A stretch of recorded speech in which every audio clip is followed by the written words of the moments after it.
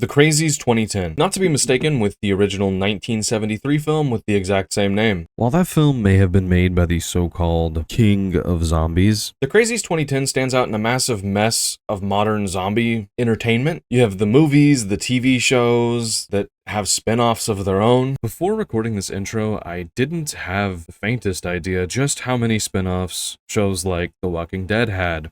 And now, I'm just really curious as to who the hell watches all of this. And books, podcasts, video game. My god, really everything became about zombies in this time period? Well, today I'm going to try to make my case as to why 2010's Crazies, The Crazies, stands out and pulls ahead of a lot of this junk. Back in 2010, I remember seeing the trailer for this movie and I was like, just another crappy zombie movie. The 18th one this year. I'm not going to show the trailer because that will just get my video instantly copyright claimed, but the trailer never really sold me on the movie, and it wasn't until years later when I watched it on DVD or on demand, who knows, this is a long time ago, before all the glories that Netflix and Amazon and Disney and me. Long story short, after I watched it, I really enjoyed it, and it stuck with me all these years later, and I've seen it a couple times since. I guess I could quickly discuss some of the things I like about the movie. I like the lead actor, Timothy Olyphant, who plays Sheriff David in the movie. He's just going to be a star anytime he's put into any acting role as a law enforcement officer. From Deadwood to Justified, he's just really good all around. But after him, the cast takes a pretty steep dive to Joe Anderson playing Deputy Russell. This character isn't bad by any means, and they make a decent duo, but every character other than these two might as well not be a character, including Judy, the sheriff's wife, who's a doctor. That doesn't cause this movie to slide entirely, because the plots and pacing are, for the most part, very engaging. The Crazies begins with a shot of this main street in this little town on fire, just complete destruction. Then it just says 2 days earlier, and we realize this is the setting of the movie. From here, it's normal life of a small community, farming, dirt roads, one road city center, all of which feels very close to home. I didn't personally grow up in a town with 300 to 5,000 people in it, but they're literally dotted everywhere throughout America. This setting just makes the movie feel a little more realistic and grounded to me. I'd assume if you don't like this, you're probably from some hole in New Jersey, and I feel bad for you. Endless suburban sprawl. You'll have it, and you'll like it. Anyway, we meet Judy, and she's the town doctor, as I just said, dealing with the normal health and checkups of the town's folk. It's after this that we get our first sign that something is wrong in town, aside from the fire and devastation of the main street that was shown 20 seconds into the movie. It's at a baseball game where we see David, the sheriff, just hanging out, keeping the peace from these rambunctious rural farmers. But something actually happens for the first time since the 1970s in this entire town. An old man walks out onto the diamond, causing all the baseball players to run, and we can see why, because he's holding a shotgun. David runs out to see what the going on, assuming it's your normal small town moment where the dad gets a little too drunk and makes a fool of himself. Oh, Roar, are you drunk? That's all. All right, let's just lay the gun down. The movie pays attention to how normal people in a place like this would interact with each other too, by the way that David talks to this guy and seems to genuinely be interested in him like he's a neighbor or family member. Maybe his drunkard old uncle. But then the old guy's nose starts bleeding and he suddenly points the shotgun at David, forcing David to shoot him. Now, if this movie were made in 2020, this may cause an uproar and the Crazies may end up being about a riot in the streets of towns all across America, but the fella's name wasn't George, so we are safe. Anyway, the movie cuts to a pretty recurring theme that a lot of folks didn't like about the movie.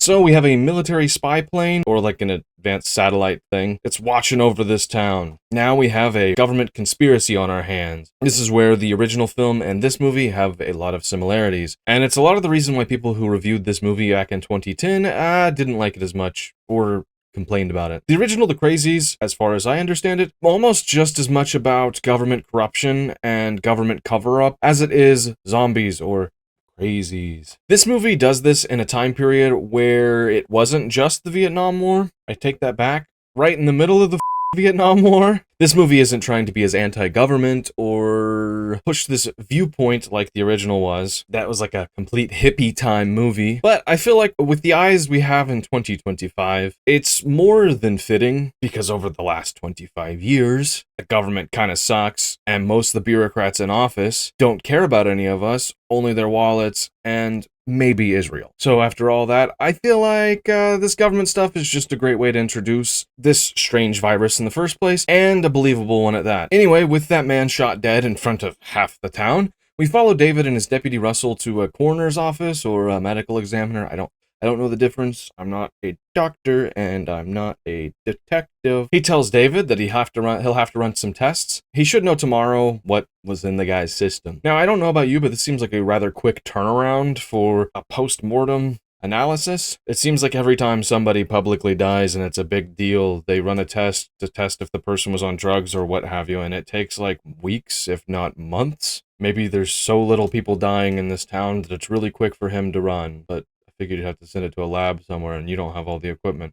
Who knows? It's a movie. Anyway, David hears the man's family in the other room and goes over there to talk to them, which seems like a rather crazy thing to do, noticing he just shot their dad. Or husband. We do get some info here, though. The old guy's name was Rory, and he used to be a drunk, but his wife says he hasn't drank in a long time, and it's like, David, you remember how proud he used to be? Or how proud he was? Used to, now. Fuck.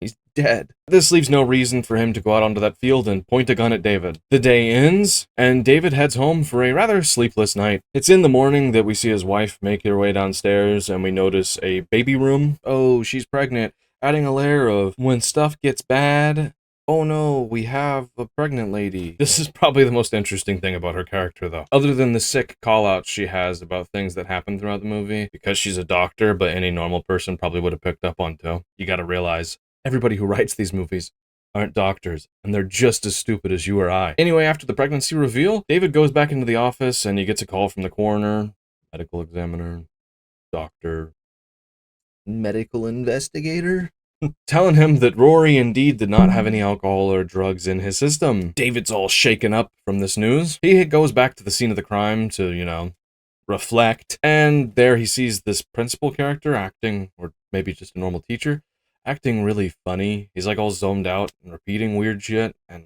just doesn't seem okay. I'm sure this will come up later. We then follow another dude, a random guy, to like David's wife's office. She's checking up on him. He's like completely f***ed up. He can't really interact with people. He's like repeating with the same word, but it's much more advanced than the last guy we just saw. His wife just talks to the doc and she's like, I can't find anything wrong with him. This is really weird though. Maybe bring him back in a few days if it persists and we can send him to some other place and do some tests on him. Then, later that night, tragedy unfolds at this couple's house. It's really our first intense thriller horror scene in the movie. The wife goes out to the barn at night looking for him, sees the combine on. You're like, oh shit, is she gonna get ran over by the combine? But, have no fear, no one's in there. Have no fear, no one is near. She goes back into the house, sees her son, who's like, shh, shh. They hide. The guy comes in. He doesn't want to kill them there, though. No. He locks the door on them and starts dumping gasoline everywhere. And I'm sure you know what happens next.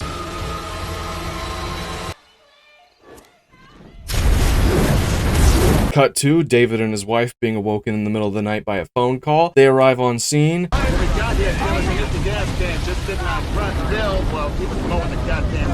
So he went absolutely insane and murdered his entire family for no reason, no possible explanation. The only explanation that he gives is to whistle and hum. He didn't even try to run, he just willingly got arrested. David arrests him and takes him back to the sheriff's office, where he will come up later. But for now, we're going to see some hunters out in the middle of the woods in this swampy area, where a guy with a parachute by this lake, river system thing, kind of looks military. He's all bloated and shit. They call David out there, who looks into it. He's like, this is strange. If a plane went down, wouldn't somebody call it in? This is when Deputy Russell has a revelation. He remembers a guy calling in who is kind of like the boy who cried wolf in town, saying that he heard something big crash in the middle of the night and swore it was a plane or something, with no visuals on a plane, but this guy obviously fell out of the sky. They get on a boat with that fella and look around.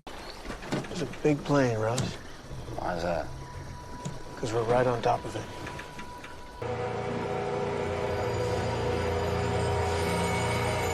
A whole big-ass jet, like a 737 in the water below them, and somehow no one called it in or came looking for it. To their defense, this is the middle of bumfuck nowhere, Iowa, initiating containment protocol, huh? Sounds like stuff's about to get real bad real quick. But until that inevitably happens, David realizes the water in the city they get from this river system is probably contaminated with something. People have been acting weird suddenly. It is a bit weird of a stretch for him to go like, water. Maybe if the original Crazies has a part like this, you'd be like, oh, I bet those government spooks are up to something. By the way, I think that's like a CIA guy, not like a racist thing. Although it would be just as funny if it were a racist thing. It's about the CIA, about the government, and not in Terry A. Davis's meaning either, okay? They are not glowies. Well, they are. With that, David goes over to the mayor of the town who's swimming in his swimming pool, which is meant to be ironic, and he tells David, nah, you can't cut the water off because I'm swimming in my pool or something. David, now pissed off and sure that something bad is about to happen, he goes to this water tower and grabs this thingy, the key, turns the water off, and takes it.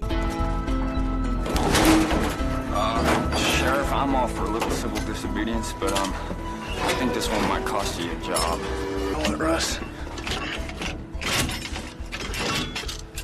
It wouldn't be such a bad thing.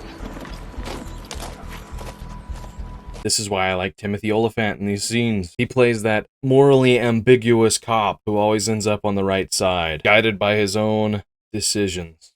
I like it. Anyway, they head back to the sheriff's office, and they see the man that they originally arrested for killing his family is on the ground, all bloody and looking like a zombie. Then he begins acting unhinged and violent, but much more zombie-like than the earlier characters who seem to have this thing. David calls to figure out why this transfer hasn't come for the inmate, but when he picks up the phone, uh-oh, the lines are gone, or not working, as well as the internet. You know what? What? We're in trouble. And with that, it has all begun. David goes outside to test for cell phone reception like they do in all the horror movies. They're always just so many feet away from getting reception, and there's always something blocking the path. One thing that also happens is they always get the call out, but it barely goes out, and the cops show up anyway, right at the end, to save the day. Outside, he sees this blacked out Fed truck. It drives away as soon as it sees him. Weird. It's time for a big jump scare and fight. David goes to the medical examiner guy. He's like sick, because there's this body which is sewn up in a very torturous, messed up way. Guy's like, behind you, through his sewn up lips. David turns around and... So David fights this doctor, bloody action-packed fun and all that, kills him, but he nearly loses his dick for it. Here comes Russ to save David, which will happen a few times in this movie. David then goes home to try to get his wife to get out of town, you know, like they always do in movies like this. Hey, honey, you should leave. I'll stay here, because I'm the big bad sheriff. As if there's any hope in the world this could ever happen. They start packing up, and then all of a sudden the government comes and kicks their ass and kidnaps them, putting them all in a school bus and taking them over to the local high school.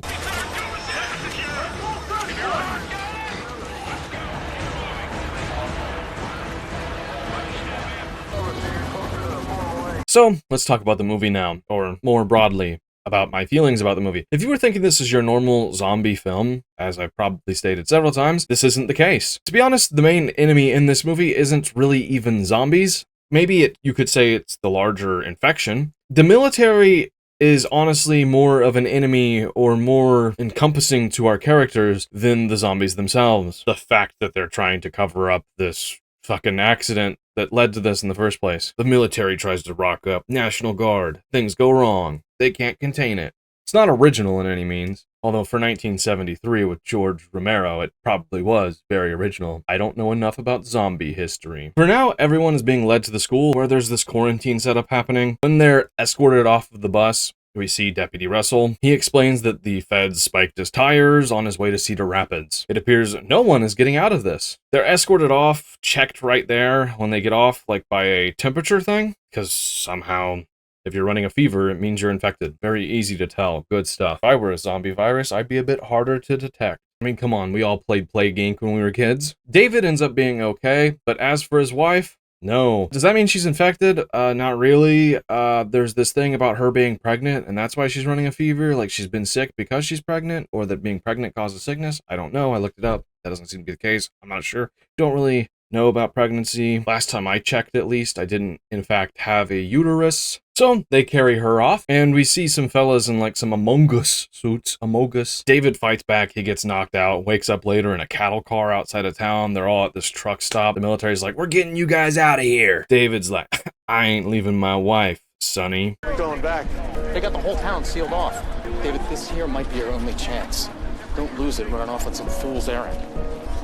Don't ask me why I can't leave without my wife. I won't ask you why you can. Back at the school, there's a breach in containment. All the pissed off infected people fight after these guys ram into the fence. The military evacuates in a rather intense scene with a helicopter flying off, and we see David's wife helplessly strapped to a hospital bed. And a crazy-looking fella comes in with a pitchfork and starts stabbing people. We meet a character that we met in the beginning of the movie who doesn't come up till about this point. She like has a boyfriend who played baseball. So like she worked at the office of David's wife.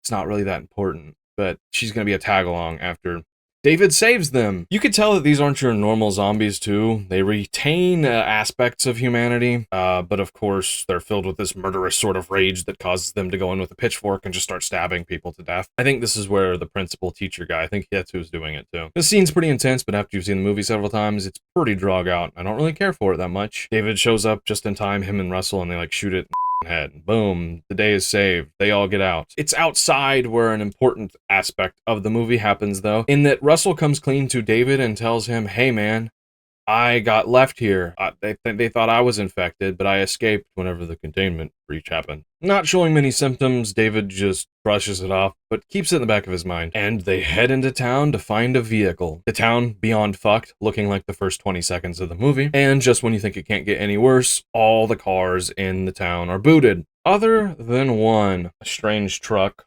that in the back seems to be leaking out blood. Here they hear some gunshots and some loud guys screaming, got him, like they're hunting human beings. So we have a group of more than likely infected individuals hunting people for sport instead of deer. It could be the hunters that we saw out in the woods. I don't recall. They're not that important. Our group hides behind a car as the dudes throw a body into the back and drive off. Now, realizing they don't have a car, they have to take the 7-mile walk through farm fields to get to David's house, because he says he has an old car that has been off of its tires, so there was nothing to boot, so they could put all that back on and drive out of there. And that's what they do until on their little walk, the girl that is tagging along with the group sees her boyfriend's house and runs towards it. He comes out and he's like, yeah, I'll go get my stuff and my mom and we can leave. But when he goes inside, some military fellas show up. The group hides in a barn and watches the military dudes scan the family and then shoot them to death and to burn their bodies with a flamethrower. This introduction of the military literally hunting down infected people still is very, very effective. It's a much scarier enemy. They're all working in a group, coordinated, and have much more technology and assets at their disposal. The group hides in the barn and some military folks come in. Only one guy manages to check back where they are. They quickly mess him up and point his own gun at him, you know. They're asking him questions. He gives them what little knowledge he has. When they realize he's just a pawn, they let him go. They're probably like, don't tell on us, brother. And he's like, oh, you saved me, okay. He keeps his word, doesn't rat them out, and they go their separate ways. Now, as unrealistic as it is to have only one guy go and check the back of the barn and have this happen, we'll ignore it. David's wife notices something interesting whenever they get him, though, and it's that he's wearing a mask that protects him, like with like a rebreather kind of thing, but not underwater. Don't know what you call it. So she's like, oh my, it must have gone airborne, which is, of course, what you think when you see that. A very no shit Sherlock moment. What a relief, though. He lets them go. Off to David's house, where he reveals the old car. They go different ways. Some people grabbing like food, water. After a while, David goes to check on his wife, notices something might be wrong. Upstairs is Rory's family, all infected and up, and they're holding his wife hostage. Pretty long fight draws out, and we do get to see more of these zombies up close, or the Crazies. So they can speak, so they're having like full-on conversation with David as they're planning to murder him and everyone there. It makes the ideas of these zombies themselves a lot scarier too. So you have the government, who are human and very large and scary, and guns and planes and satellites. And then you have these people who can speak and think, so they're using weapons like baseball bats and knives to kill you rather than, you know, biting your neck or arm or whatever. The thing that makes zombies scary is if you get bit, you get turned or whatever, but that's not really that horrific. But being tortured to death and having your eyeballs cut out of your skull by a kitchen knife that's dull by some crazy rat inbred bastard sounds a little scary. Texas Chainsaw, if you feel me. The design's pretty cool too, like all this blood on their skin, their blood vessels popping out like they're pissed off and on steroids. David fights the two. Russ ends up shooting one of them through the window. Somehow he knows, and he's outside down there. Little stupid. But there's a cool scene where David gets like a knife jammed into his hand and he jams it into the bitch's head and kills her. I guess blood doesn't transfer it because I think he'd be infected by that. But with David and his wife now safe, Russell and the unnamed girl come upstairs. We get a moment. We get a sign of Russ's infection or his state. When he goes upstairs, they're all like talking like, oh my God, I'm so glad you're safe. And he just unloads a magazine into one of the dead people's bodies. Well, they weren't completely dead. They were kind of like shaken. But a full mag dump on the body. They look at him like, what the fuck? And he's just gotta make sure they're dead.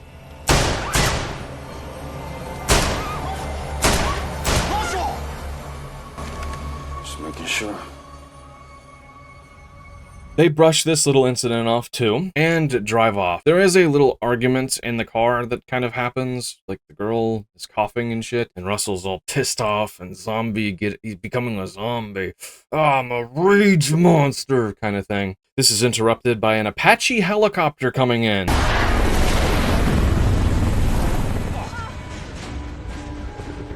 With the new knowledge of the government just coming in and shooting a family and burning their bodies with a flamethrower, this thing's not here to help them. And it circles back around after them.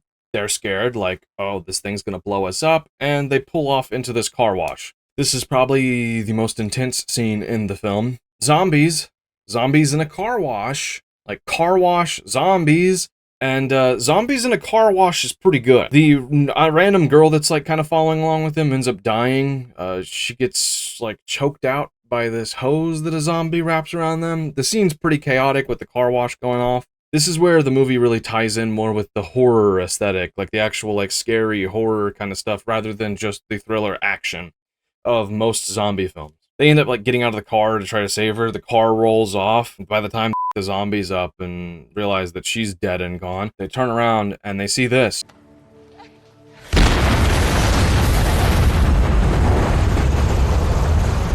This scene isn't half bad, and now our characters, or our heroes, are in the middle of nowhere, Iowa, without a car. Time to walk, and boy do they get walking. Eventually arriving to the scene of Russ's earlier accident with the spike strips, they look around trying to find anything they can scavenge. They need water because you can't drink the tap water. It's the first time in history where a bottle of Dasani would go very well. In the middle of this little hunt for scavenger hunt, black truck starts coming down the street. They like are going to flag it down at first, or at least aim guns at it and stop it. You know, it's time to urbanize and steal this motherfucker. So Joseph, I've been getting a lot of flack lately by people saying that I'm right-wing coded. Right-wing coded? What would you say about not that? you. Bro, you're a liberal, I'm bro. the most liberal person that's ever existed. So in the video, you know how I do. I like to talk about things with a bit of a silly racial charge, because that's what America is nowadays. They're about to take this car from this guy, and who do you think about when you think about stealing cars? Like what? Not who, but like where? Would you say there's a lot of car theft where you're from? So if I say it's time to urbanize and take this motherfucker, is that racist? What would you say? No? See, guys, I asked my black friend if it's racist. I mean, he barely looks black here. Hey, nickel! Hey, nickel! What we talking about, nickel? Nickel! Well, that's all I needed to know, Jojo, because I've been getting a lot of flack recently about the things I say. Nah, bro, you're not racist, bro. You the homie for real. So all the pink-haired and blue-haired people need to get off my back. For real, yo. Later, bitch!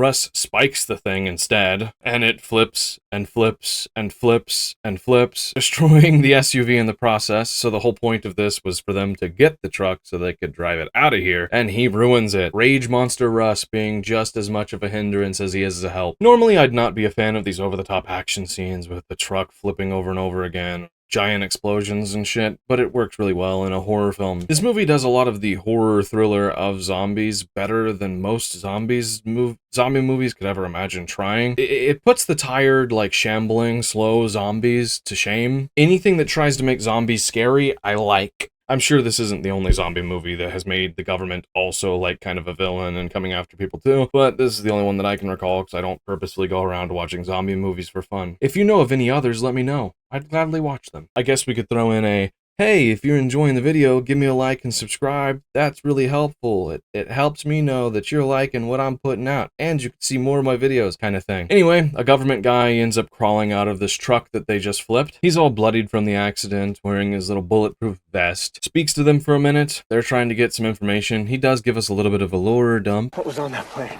Trixie, Rebdo Verde prototype. Biological It was weapon. headed to an incinerator in Texas. You're telling me that you guys engineered this crap? It's designed to destabilize a population. Look, fella, we lost a plane. What do you want me to say? In the middle of him explaining that this was caused by a plane coming down carrying a virus that was going to be incinerated, Russ just shoots him in the head. And it's official. Russ has completely lost it. I do like the biological weapon escaping into the populace, like something out of 2020. I also really like the way that they've progressively made Russ more unhinged looking, from the way that his makeup like changes his look to where he looks sick, his eyes become more like darkened, like mine. He starts gritting his teeth more and just becoming more short in his responses or attitude towards the people. Russ, now for sure being infected though, ends up like taking David and his wife quasi hostage. He's not really taking them hostage, but he takes their guns away from them and holds them with a gun, but he's not holding them hostage from anything. He forces them to walk ahead of him. They bicker and argue a bit, and then David gets into a cock-off with him, and Russ slowly comes back to his senses. David ends up tricking him, per se, and gets the guns back from Russ. This scene's a little bit long, but you could still tell that even infected, up until a certain point, I assume, that this virus allows these people to still have more of their humanity than otherwise thought before. Eventually, in this walk, they arrive to what looks like a government checkpoint. Russ chooses to have a hero sacrifice for them, and David ends up giving him a gun so that he can go and cause a stir so that David and his wife can sneak past. On his way, Russell just even unloads his gun and goes out there and aims it at them, getting shot and killed by them. It's a decent scene, and it wraps up Russ's character pretty well. He is the second most likable character in the movie, so it's a shame seeing him go, but it's a great way for him to go. Even if this idea is pretty overplayed in zombie movies, in a lot of these movies or TV shows, or you have this moment where a character's been bitten and infected and they end up sacrificing themselves for the entire group. I don't know, I guess because the characters just, it's not bad. I guess I hadn't really thought about how cliche it was till now. And it doesn't stop any of this crazy action-packed crazy action just yet. They eventually make it to the truck stop, just David and his wife now. They go there, stop to grab some stuff like water and such, and to try to find a vehicle. And outside, Judy ends up finding the remnants of what happened to the people that they were supposed to escort out of town, making this entire scenario much more bleak.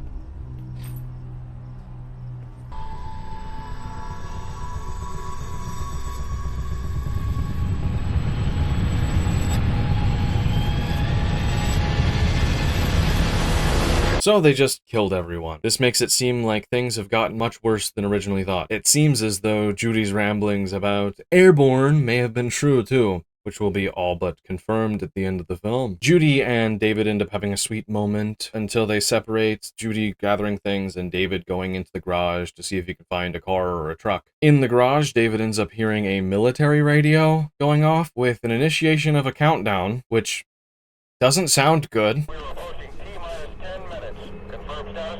Usually things like that come with explosions or detonations. David quickly locks in and sees a semi-truck in there, and he's got to find the key for it. Then we go back to Judy, and Judy is, she sees the guys from earlier in the truck that I said would come back. Well, they've taken refuge in the truck stop. I don't know how they got there. They would have had to get past the government checkpoint and the helicopters, but somehow they managed. We get a pretty intense scene of Judy hiding inside of a freezer that I kind of like. It has like bodies and shit in it from all the people that these guys have hunted. Eventually David finds her and they head into the garage, tricking the zombie fellas. But uh-oh, there's no key. I figured he would have found the key, but I guess he noticed that things were not okay before he found the key. Now a big fight between the three redneck fellas and David and Judy unfolds. It's pretty good. It's like bloody and gory because of how nasty the zombies are. Judy ends up like stabbing and killing one. He catches one of the zombies on fire and like shoots another.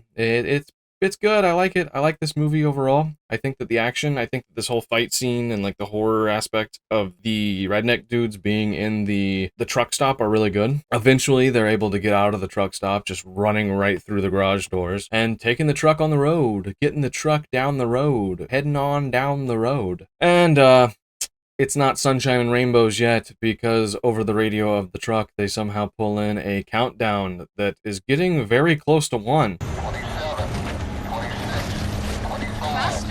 David puts the pedal to the floor, and we see behind them.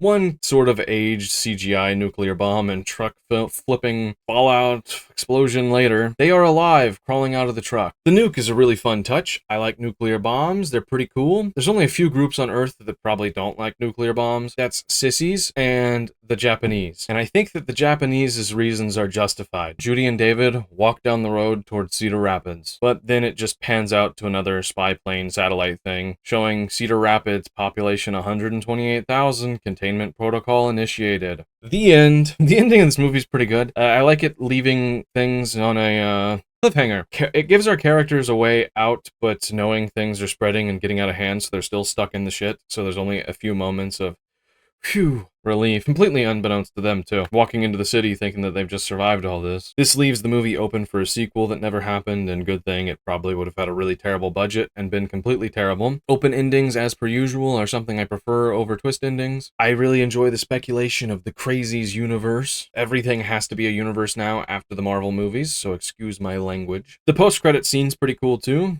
More movies should have useless post-credit scenes for people to nerd out over, by the way. There's a little bit of extra storytelling in the news of Cedar Rapids here, claiming that the nuke was a chemical plant explosion for the people in the prior town, for people to be like, oh, it wasn't a nuclear bomb. I like that. You see the setting stage with the apocalypse inside this, which is great. The movie's really intense, really fun, kind of scary at times, if you're first watching it. Some of the acting can be hit or miss, but David and Russ are really good. Most movies like this can end up being pretty peak slop, but this movie stands out very well. Overall, it gives just enough adversaries and like scary things happening for the story to go along smoothly, and it doesn't require too much dialogue, which in movies like this can be pretty bad. I do like how in this movie there's never a moment of just like complete relief where the characters are just chilling at like some camp or some shit, and then zombies come in after them and swarm them. That's not what the Crazies are in the first place.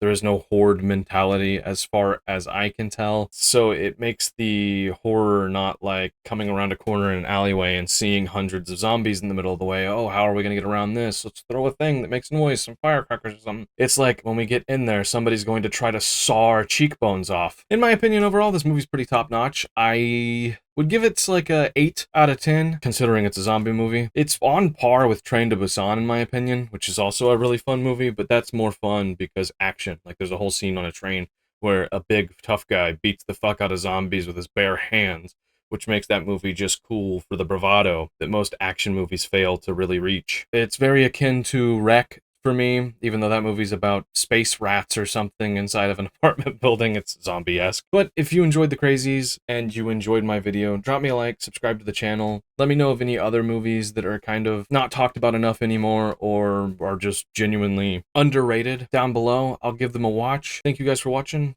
Drop me a like, subscribe, hit the little bell notification button, watch future videos, good stuff. But that was The Crazies 2010, and I'll see you guys next time. Peace.